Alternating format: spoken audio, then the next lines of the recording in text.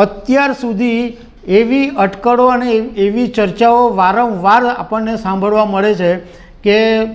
ભૂપેન્દ્રભાઈ પટેલ હવે મંત્રીમંડળનું વિસ્તરણ કરશે, બોર્ડ નિગમના જે ચેરમેનોની જગ્યા ખાલી છે એ જગ્યાઓ ખાલી છે એ ભરશે। નમસ્કાર દર્શક મિત્રો, ગુજરાત વિધાનસભા 2022ની ચૂંટણી થઈ અને ભૂપેન્દ્રભાઈ પટેલને જ્યારે મુખ્યમંત્રી બનાવવામાં આવ્યા એને લગભગ 1 વર્ષ પૂરું થઈ ગયું। એ પહેલાં જ્યારે વિજય રૂપાણી ગુજરાતના મુખ્યમંત્રી હતા ત્યારે એમને હટાવીને ઇન્ચાર્જ મુખ્યમંત્રી તરીકે ભૂપેન્દ્રભાઈ પટેલને બનાવવામાં આવ્યા હતા। હવે ભૂપેન્દ્રભાઈ પટેલ જ્યારે મુખ્યમંત્રી બન્યા ત્યારે એમણે એક પોતાના મંત્રીમંડળની જાહેરાત કરી કે મારું અત્યારે આટલું મંત્રીમંડળ છે, એમાં જે 25 મંત્રીઓ હતા એમાંથી ઓછા મંત્રીઓને બનાવવામાં આવ્યા હતા અને ત્યારથી માંડીને અત્યાર સુધી એવી અટકળો અને એવી ચર્ચાઓ વારંવાર આપણને સાંભળવા મળે છે કે ભૂપેન્દ્રભાઈ પટેલ હવે મંત્રીમંડળનું વિસ્તરણ કરશે,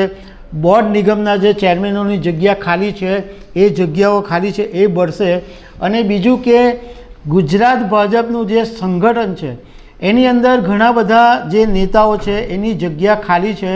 તો સંગઠનની અંદર પણ ભાજપ મોટા ફેરફાર કરી શકે એવી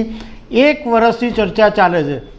હમણાં થોડાક 10 દિવસ પહેલાંની જ વાત કરીએ તો જ્યારે મુખ્યમંત્રી ભૂપેન્દ્રભાઈ પટેલને દિલ્હી બોલાવવામાં આવ્યા અને એમણે પ્રધાનમંત્રી નરેન્દ્ર મોદી સાથે લગભગ 2-3 કલાક જેટલી બેઠક કરી ત્યારે પણ એવી ચર્ચા ચાલી હતી કે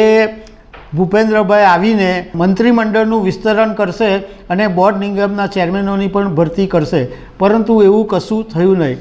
હવે સૂત્રોનું કહેવું એમ છે કે ભાજપે કદાચ એવું નક્કી કરી લીધું છે કે લોકસભા 2024ની ચૂંટણી પહેલાં ગુજરાતની અંદર મંત્રીમંડળનું કોઈ પણ વિસ્તરણ કરવામાં નહીં આવે, બોર્ડ નિગમના ચેરમેનોની ભરતી પણ કરવામાં નહીં આવે અને સંગઠનમાં અત્યારે કોઈ નેતાઓનો ફેરફાર પણ નહીં કરવામાં આવે। એની પાછળ રાજકારણના જાણકારોનું કહેવું એમ છે કે ગુજરાતની અંદર લોકસભાની 26 બેઠકો છે અને આ વખતે ભાજપ ફરીથી એક નવો પ્રયોગ કરે અને નવા ચહેરાઓ અને જે લોકો ગ્રાઉન્ડ લેવલે કામ કરે છે એવા નેતાઓને ચાન્સ આપે તો એવી પણ શક્યતા છે કે જે લોકો અત્યારે ધારાસભ્ય છે અથવા જે લોકો મંત્રી મંડળમાં હતા અને ફરીથી મંત્રી નથી બની શક્યા એવા નેતાઓને સાંસદ તરીકે પ્રમોટ કરી શકે છે। એટલે લોકસભા 2024ની ચૂંટણીમાં એવા નેતાઓને ટિકિટ આપી શકે છે। એટલે આ બધા સમીકરણોને કારણે અત્યારે એવું જાણવા મળ્યું છે કે ભૂપેન્દ્રભાઈ પટેલ અત્યારે જે મંત્રીમંડળ છે એનાથી જ કામ ચલાવશે, કોઈ નવા મંત્રીમંડળનો ફેરફાર નહીં થાય। તો દર્શક મિત્રો, આવી અનેક વાતો સાથે અમે તમને મળતા રહીશું। Thank you very much.